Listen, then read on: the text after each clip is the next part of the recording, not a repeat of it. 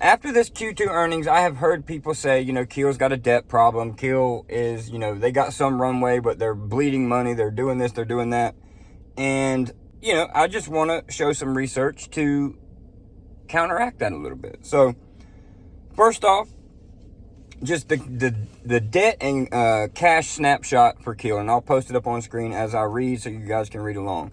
So, KEEL has about let's just say $1 billion in total debt and roughly $698 million in cash. That leaves them with around $350 million in net debt.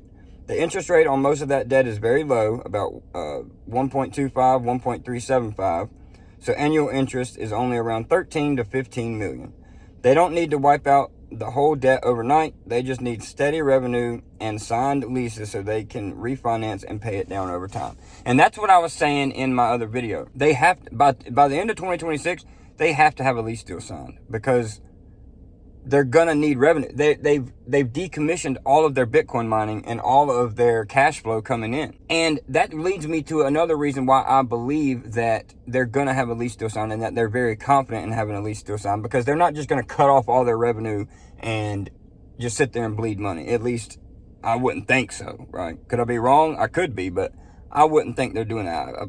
I really think they have high confidence that some revenue is going to be coming in soon, and that's why they've decommissioned all of their BTC mining in the US. All right, and then we're going to jump to, so I'm going to post this up here, the 3 sites ready for 2027. And this is where my thesis comes into play. This is why I bought call options for 2028, or leap options, is because of this right here. So the 3 sites ready for 2027. These are the only sites with secured power and realistic 2027 timelines.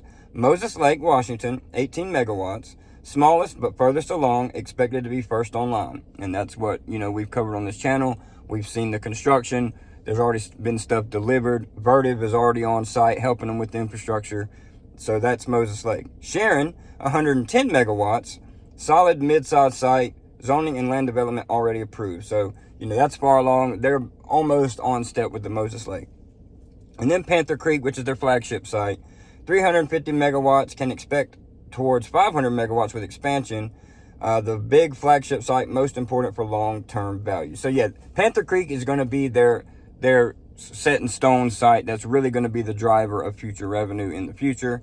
And, hopefully they have some of Panther Creek online by 2027. All right.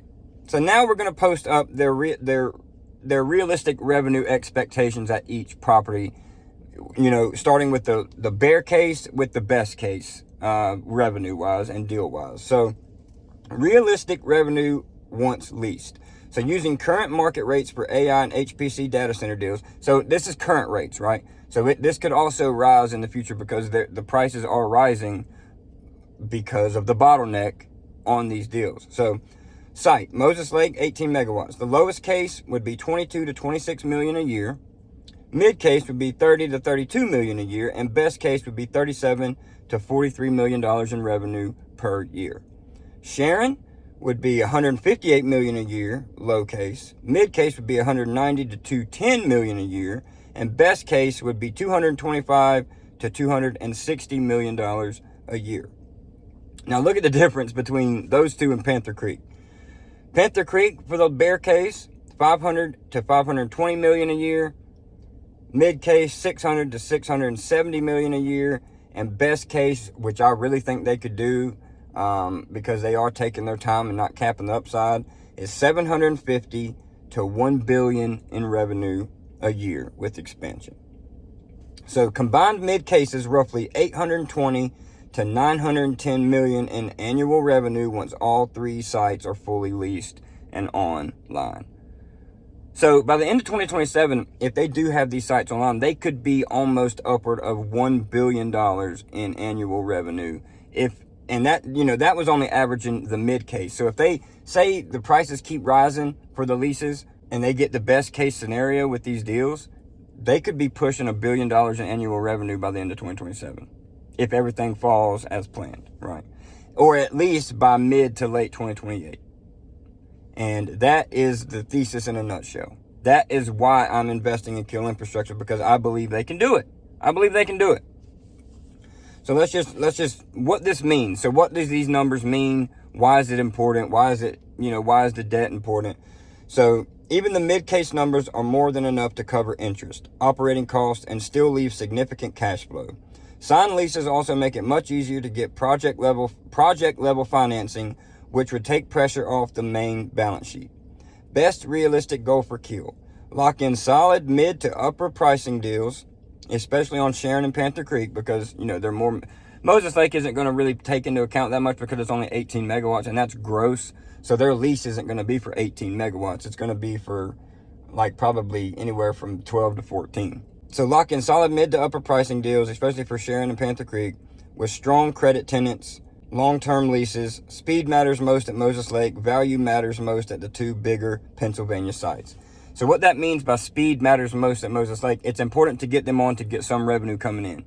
But to take your time with the bigger sites, because those are going to matter more. Because you got to keep in mind, these leases aren't just a 1, 2, 3 year kind of deal. These leases are 15-year deals. These are long-term deals. So you want to get the best deal you can. And that's why Ben is kind of taking his time, because he wants to get the best deal for shareholders that he possibly can. And I think he can, and I think he will. We need to get Moses Lake online by the end of this year. Get Moses Lake, or not online, but get Moses Lake signed by the end of the year to have some revenue coming in. And then take your time on Sharon and Panther Creek to really get the value that we need and the best cases that we need moving forward. And then that way it's a easy debt payoff. They're not bleeding money. And again, their interest rate on their debt is very, very low. Very, very low. It said they were paying like 13 to 15 million a year in just the interest. So it's very minimal. Very minimal. So that's the overview, guys. That is the overview of today's video. I know it was kind of long-winded. I might break this down into separate videos and post them on the channel, but I want to release it all as one because there's a lot of good information in here. And I really do think KEEL is still on the right track, right? A lot of people are going to probably jump in the comments and talk shit and post some hate, and I don't care. I don't care. I'm so over it, man. I'm so over it. The people that are jumping in, I don't even care, because they're not serious. So if you are down in the comments and you are a KEEL investor, don't let these bears and these fudders get in your head. Don't do it. It's not worth it, because 90% of them haven't done their research, and 90% of them haven't built a thesis, and 90% of them haven't had conviction in a company. They're just following people like blind sheep. So keep that in mind when you're down in the comments. And, the core KEEL community is still here, right? The people that have done the research and the people that have built their conviction, they're still here. I see it. I see it everywhere. So I'm not worried about KEEL. The only people that have jumped out are the people that follow hype, and that's fine with me. We'll get those people out, shake out the weak hands, as they say, and, keep building from there. So hope y'all enjoyed the video, man. Smash the like, hit the subscribe. I'll probably lose some subscribers after this video for keeping it real, but it is what it is. That's what you're going to get here on this channel. I'm not going to blow smoke up people's asses, and I'm not going to put fluff and build hype around anything. That's just the raw, real truth.